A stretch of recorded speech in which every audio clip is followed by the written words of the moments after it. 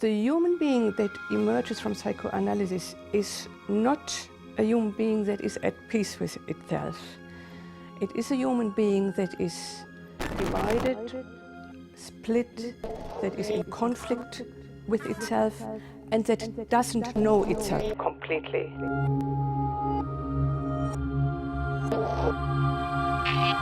There is a kind of, in a way, a new vision of what it is to be human that emerges through psychoanalysis, which recognizes conflict as fundamental. Freud's fundamental view of humans is that they are incessantly at war with themselves, inside their own mind. So that model of conflict and of division within, of a sort of fractured self, is fundamentally important.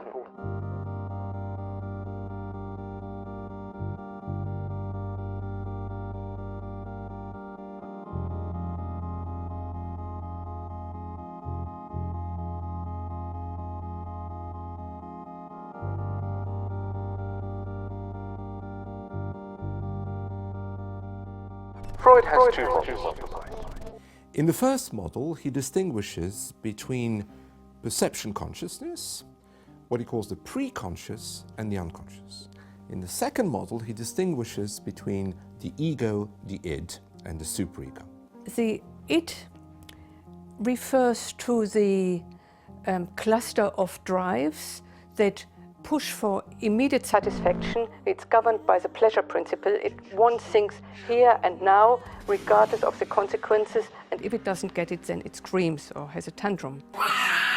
So if the id's associated with the drives and with getting satisfaction, however, in whatever form, then the ego has to sort of deal with that and say, you can't do it that way, but maybe you can do it this way. It's a sort of negotiating agency. And then you've got the superego on the other side, which is to do with conscience and law, which says, no, no, you can't try and do anything ever. You've got to be perfect. You've got to be all right. And so the ego's got to sort of mediate that too. It's about how to make these two, the sort of the law and the drives, how to make that livable.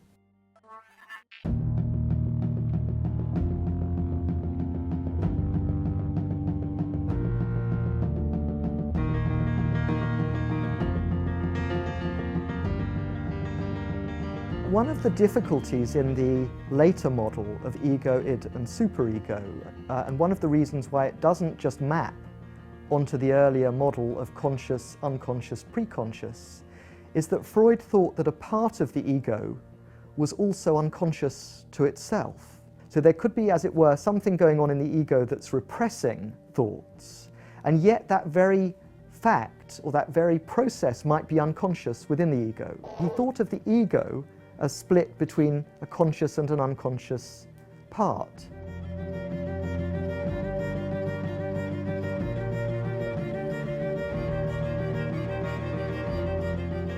And then he also realized that when, as a result of identifications with our parents, we form ideals that we want to match ideals of ourselves, these agencies are not all conscious. So that the unconscious is actually spread over the whole area of the mind.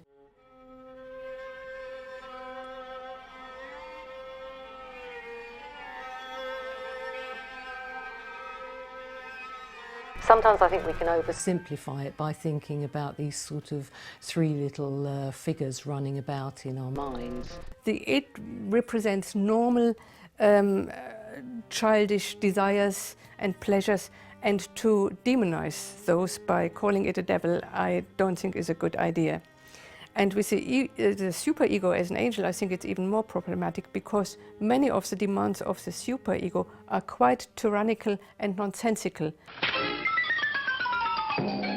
People talk about it as conscience, a kind of internalized version of conscience, but that makes it sound rather sanitized. So one of the features of the superego is that it seems to be the voice of conscience, of morality, but it's actually a passionately sadistic and hating voice in my ear telling me what to do.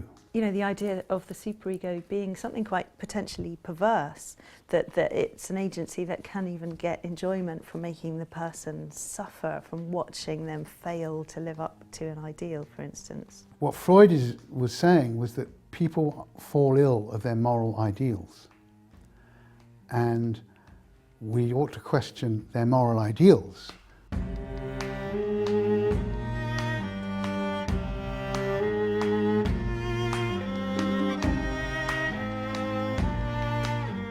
But the superego is sort of built out of the orders and the instructions and the diktats and the words of your primary carers, and you should and you shouldn't and you must and you mustn't, etc. And so the kind of exact words and beliefs and ideals of your parents are what your superego is built out of.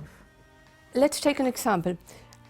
Take a man whose job was outside in the street. Say he was a merchant at a market store.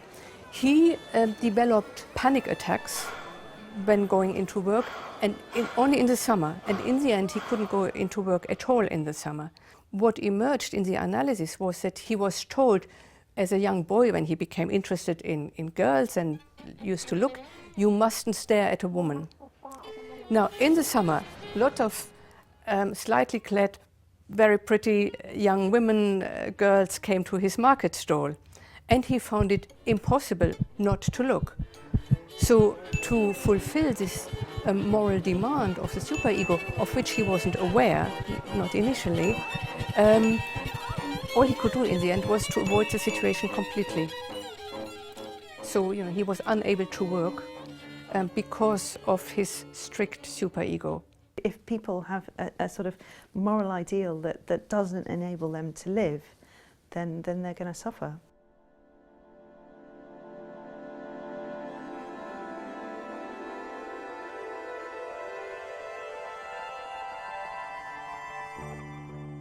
In a way, any symptom, any psychological symptom would be an example of the ego breaking down. So, you know, whether it's a phobia or an obsession with hand washing, or an inability to go to work, or a depression, or all those things are signs that the ego just isn't coping and isn't managing to find a suitable compromise.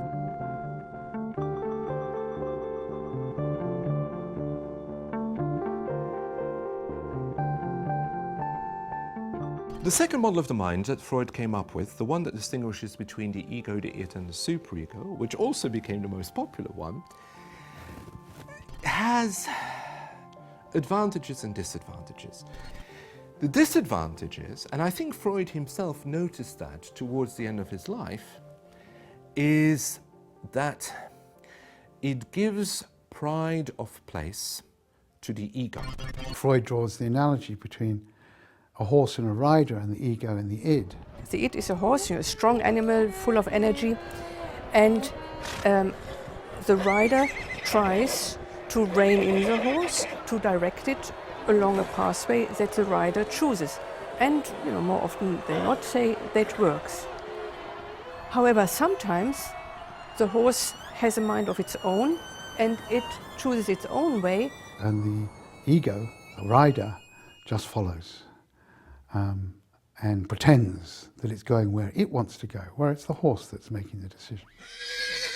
And this gives us a bit of a problem with the ego, because our egos are often giving us a false idea about who we are and what we can see.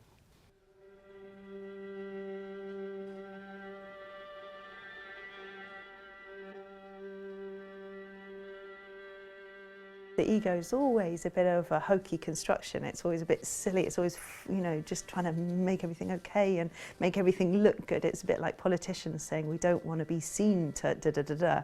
You know, they don't mind actually doing it. They don't want to be seen to do it. The ego is something a bit like that. So some of the things that the ego might bring when someone comes is a story about themselves. A typical one would be, I had a very happy childhood, my mother and father got on very well. It's a story that, with a question, may prove to not be the whole story. And it's the ego, its job has been to censor some of these darker aspects of people's lives. There's no idea of propping up the ego, it's just, stop the ego being so silly, stop it being such a politician, and be a bit more realistic about the fact that you might want to do bad things, you might fail to live up to your ideals, it might be very difficult to be human, but try with that and stop trying to be a robot.